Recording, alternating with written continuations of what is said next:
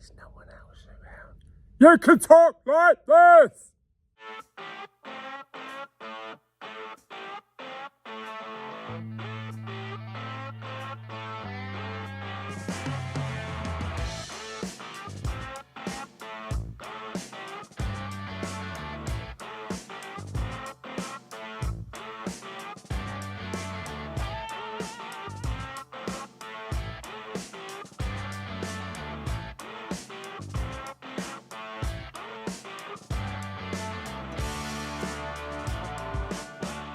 Hey everyone, Big Pauly back with a brand new video and a brand new movie review. Yes, I just come back from watching Eddington from Ari Aster that also did Hereditary and Midsummer, not Midsummer.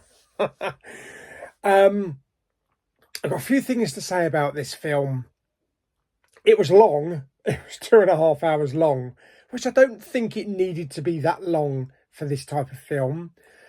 It was a little bit confusing to start with because when the lights went down and the film started, there was English subtitles.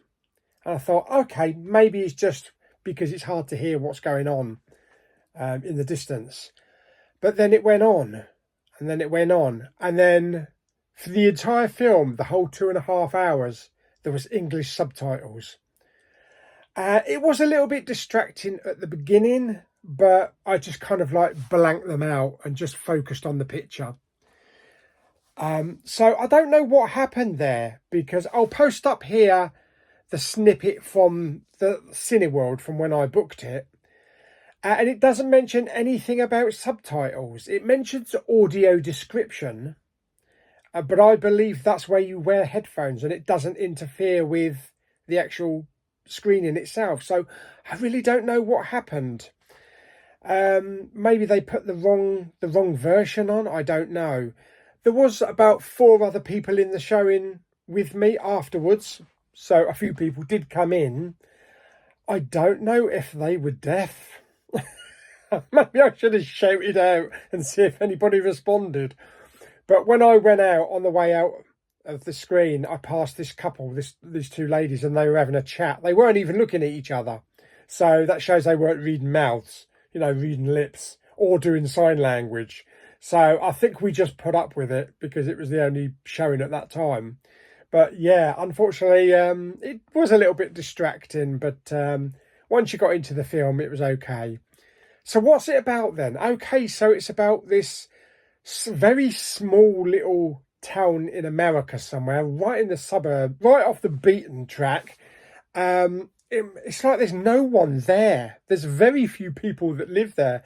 The streets are all deserted, and it's set around the same time as COVID, so back in 2020. We have Pedro Pascal.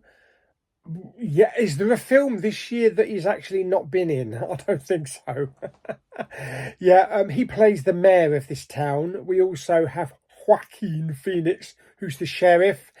Plus, we also have Emma Stone as well, which is the sheriff's wife. Joaquin Phoenix is kind of against all this COVID stuff, you know. Everybody's wearing masks and doing, like, you know, social distancing outside the supermarket and stuff like that. And he's not bothered about it. It's all a lot of old crap. So he gets into a few heated arguments with a few people, as well as Pedro Pascal's, you know, mayor as well. And the sheriff decides after a while to why not run for mayor? Run for mayor yourself. Yes. So he starts this campaign. And that's where I'm going to leave it. Because the first half of the film and the second half of the film are kind of different type of films. It's very subtle at the beginning. It's very slow and very talky. But whereas you get to the second half of the film and it all goes balls out with machine guns. Yeah, so it was a bit weird, but I got to admit I actually preferred the second half. It's a bit more fast paced. Yeah, so it was a bit of a weird one. Like I say, I don't think it should have been 2.5 hours. I think they could have easily shaven some of that off. As for the performances, I would say Joaquin Phoenix was the best in this. Pedro Pascal, to be honest, he really didn't do much as mayor. Not as much as I thought he would be, but it was all focused on Joaquin Phoenix's character. And Emma Stone was just kind of like in the background every now and again. It's also set around the time of that black guy that was murdered by police officers in America. What was his name? George Floyd. And that starts up a load of racial tension in this small town as well. And there's also a black police officer as well. So, you know, all the protesters are like, why are you sticking up for cops when, you know, you should be on the other side?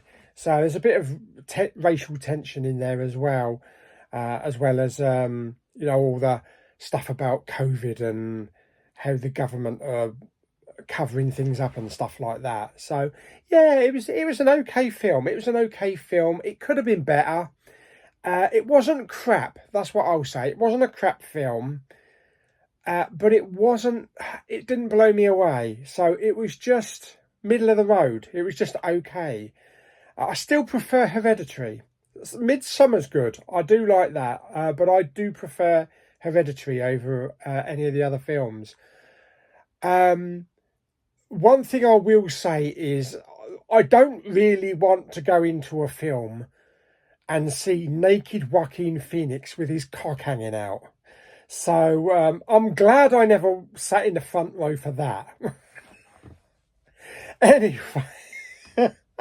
Anyway, that's my thoughts on Eddington. It was an okay film, middle of the road. I'm going to give it 5 out of 10. Yeah. Is it one that I'm going to pick up on physical?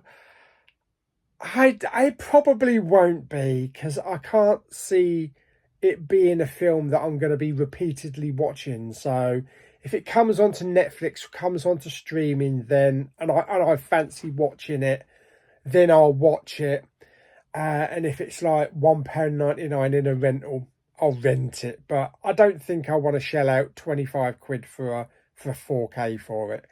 So anyway, there we go. That's my thoughts on Eddington. So hope you enjoyed the video. If you did, like it by giving it some thumbs up. Don't forget to subscribe, comment and share. See you on the next video very soon. Bye bye.